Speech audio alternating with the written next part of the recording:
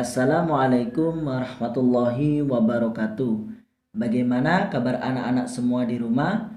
Semoga tetap dalam keadaan semangat, sehat walafiat, dan istiqomah dalam mengajinya. Di video kali ini, Pak Ustadz akan memberikan materi akidah mengutip dari kitab Wasaya Al-Aba lil Abna, materi tentang zuhud. Apa itu zuhud? Zuhud secara bahasa artinya berpaling atau meninggalkan.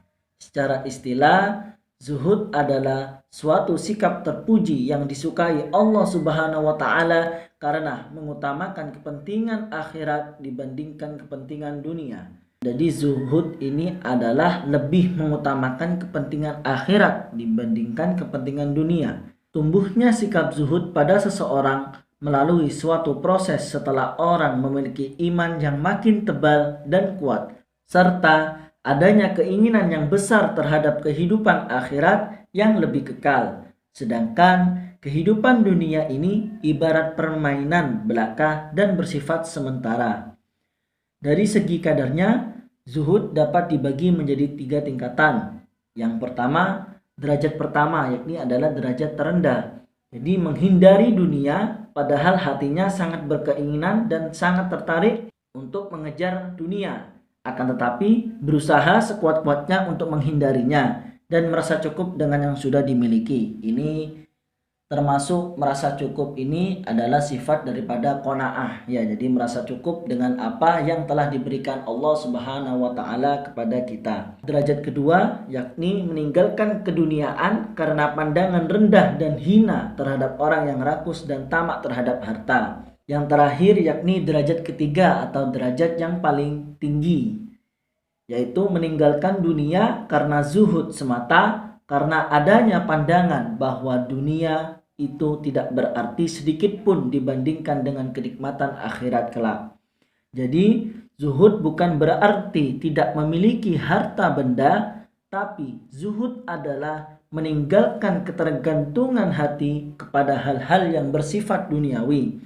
Dengan demikian, ada dan tidak adanya harta benda, perasaan dan hatinya tetap sama dan tidak akan terpengaruh. Dalil daripada zuhud ini termaktub dalam Al-Quran surat Al-Qasas ayat 77. Cara-cara untuk membiasakan perilaku zuhud. Yang pertama yakni hidup sederhana sekalipun kaya raya.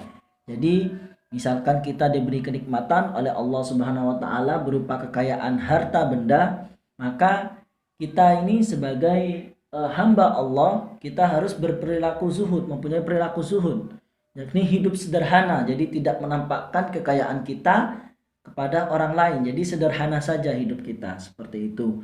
Nomor 2, tidak menumpuk-numpuk harta.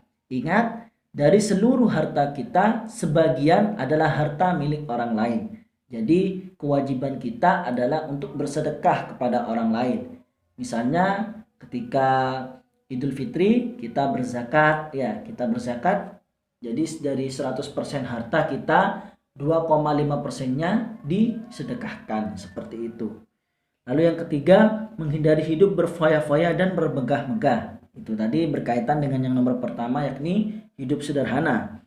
Yang keempat, senantiasa mengedepankan kepentingan akhirat. Jadi misalkan kita melakukan aktivitas seperti mungkin belajar, ketika mendengar adzan, Allahu Akbar, Allahu Akbar. Nah, jadi kita secepat-cepatnya untuk menyelesaikan belajarnya atau kita menyudahinya. Ya, menyudahinya agar kita melaksanakan sholatnya itu dulu. Jadi mengedepankan kepentingan akhirat. Ya, jadi sholat itu sebagai kepentingan akhirat, lalu belajar ini adalah kepentingan dunia. Jadi kita harus mementingkan kepentingan akhirat kita. Lalu yang terakhir, tidak mudah terpengaruh dengan kesenangan duniawi. Dunia adalah ladang untuk akhirat. Artinya bahwa kehidupan dunia ini adalah sebagai sarana kita menuju akhirat. Sebagai sarana kita untuk menabung pahala agar kita mendapatkan kesenangan di akhirat. Jadi pelajaran yang dapat kita ambil dari materi ini adalah zuhud ini bukan berarti kita tidak boleh mengurus dunia yang bisa mengantarkan untuk taat kepada Allah.